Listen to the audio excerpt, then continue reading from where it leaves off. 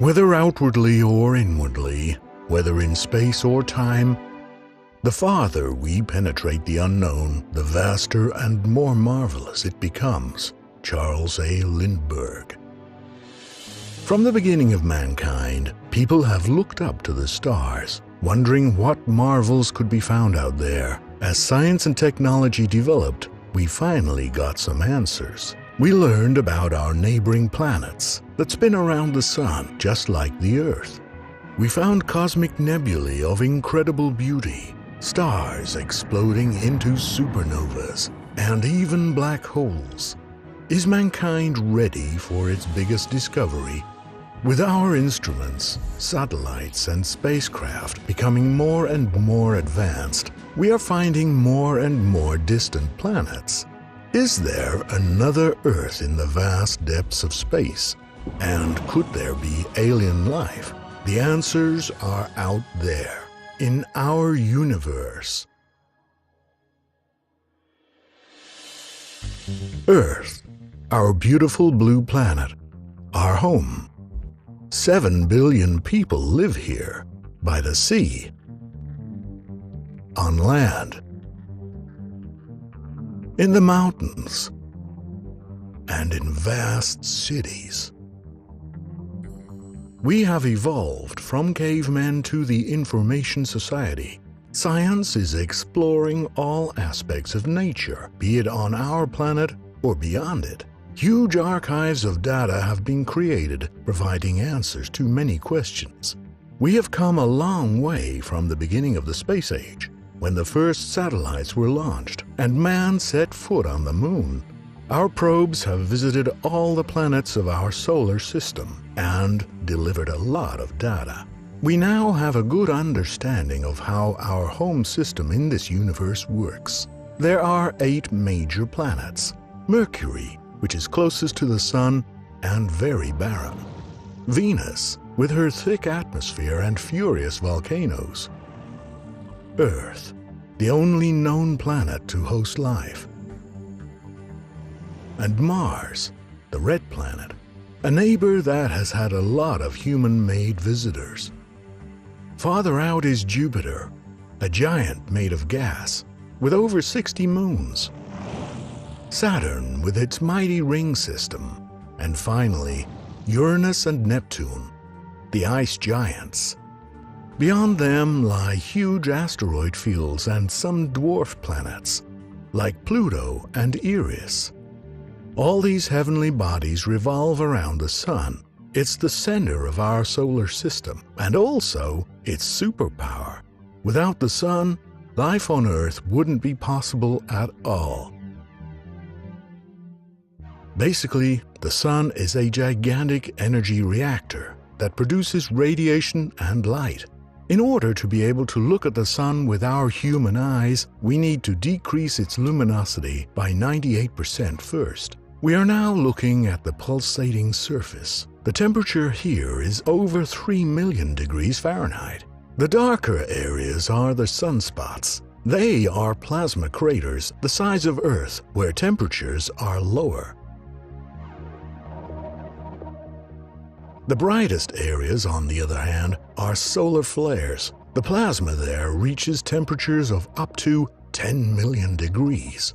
These flares can cause ripples that look just like ripples on a pond from here, when in fact, the waves are 2 miles high and move at hundreds of thousands of miles per hour. But the highest temperatures are found in the very core of the Sun, going up to almost 30 million degrees, because in here, hydrogen is constantly fused into helium. Through this process of nuclear fusion, the Sun releases energy equaling millions of atomic bombs every second. A great deal of this energy is released in the form of photons.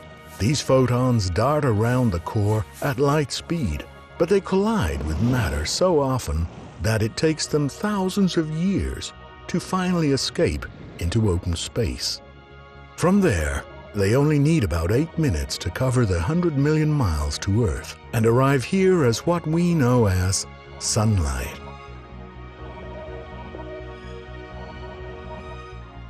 But the Sun doesn't only supply light. It's responsible for 99% of the Earth's energy intake.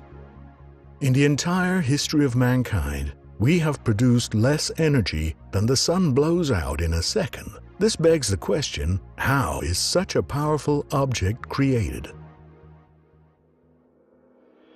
The answer is, it is born from a cloud of cosmic dust and gas. These vast accumulations of matter can be found all over the universe. They are called nebulae. These nebulae come in many shapes and sizes, and many of them are of stunning beauty. For example, there is the Horsehead Nebula, looking like a stallion rising out of a pink mist, and the Witchhead Nebula, furiously staring into space, with eyes made of gigantic stars. Or the Flame Nebula, that resembles an inferno towering for millions of miles.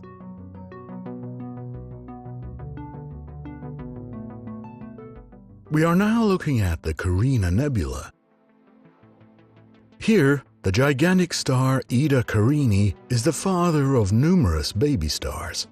Eta Carini has a mass 100 times greater than our Sun. The stardust this nebula is made of consists of crystals, amorphous substances, and molecular chains. This matter is blown apart by the radiating emissions of Eta Carini. The particles are pushed away at different speeds, depending on their density. The results are chaotic shapes of fascinating beauty. Many different patterns emerge, with finger-like tubes being quite common. Here is a famous example that has been named the Pillars of Creation. Quite fittingly, because in each of these fingertips, new stars are born.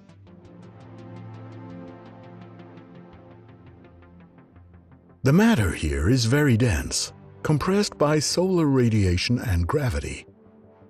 Eventually, the pressure gets so high it triggers an atomic explosion. The new star has ignited. Instantly, a massive eruption of solar radiation occurs, which develops into a shock wave. In the Eagle Nebula, we can see such a shock wave in the bright contour at the top of the formation. This shock wave acts like a battering ram that compresses and ignites matter, continuing the process of starbirth. In some cases, the collected mass isn't big enough, and the young Sun fails to keep a nuclear reaction running. The result is a brown dwarf, an astral body in between a Sun and a huge planet.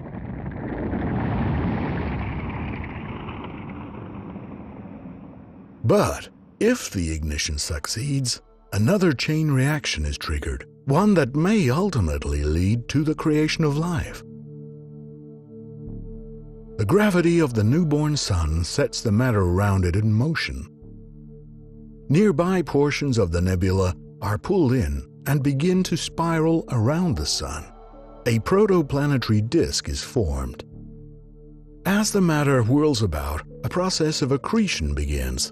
This is an effect of zero gravity that causes particles to cling together. That way, bigger masses of material start to form. As these become larger, they grow into asteroids. Directed by the Sun's gravitational attraction, the asteroids move around at high speed. They crash into each other repeatedly, resulting in the formation of even bigger masses of rock. Eventually, some of them grow large enough to have a significant